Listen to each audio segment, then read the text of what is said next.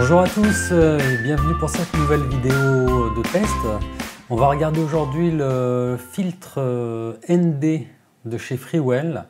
Donc c'est un filtre destiné au DJI Osmo. Donc ça sert à limiter l'entrée de lumière quand il y a une exposition très forte dehors par exemple.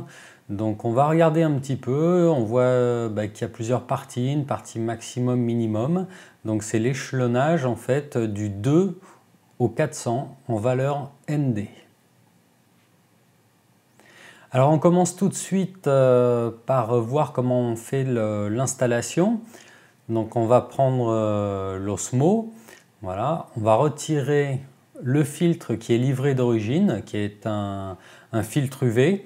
Donc là on essaye de faire ça précautionneusement, puisque bon, il va falloir le remettre ensuite et éviter que tout ça prenne la poussière. Donc on regarde le Freewell maintenant. Donc le fameux filtre ND. Donc pour le placer, on va voir, on visse très simplement dans le pas de vis en faisant attention. C'est pas forcément évident au début parce que le pas de vis a tendance à se désenclencher, il est très fin, donc il faut faire assez attention lors de cette étape. Voilà, donc là maintenant il est bien fixé.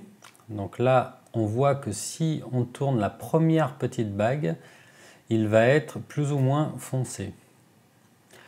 Voilà, donc là on voit un petit peu la caméra, alors qu'en tournant côté maximum, effectivement, on la voit pratiquement plus.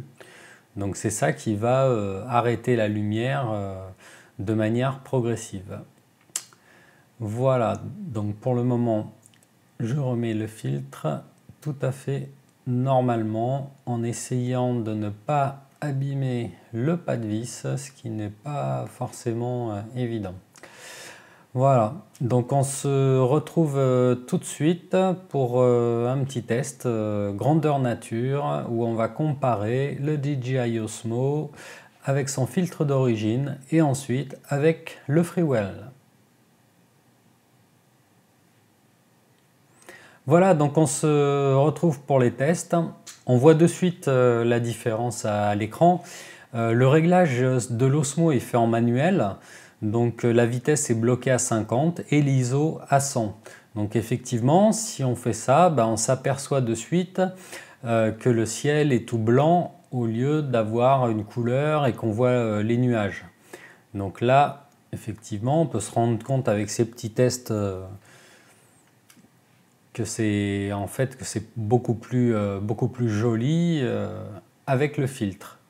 Par contre, on perd un petit peu en netteté et il ne faut pas trop le pousser à fond, quoi. Voilà. On s'aperçoit aussi que c'est un petit peu plus dur à régler en post-production. Voyons maintenant quand on le fait tourner en direct. Voilà, je vais aller du plus clair au plus foncé. Donc voilà, on s'aperçoit effectivement qu'on voit de plus en plus de ciel.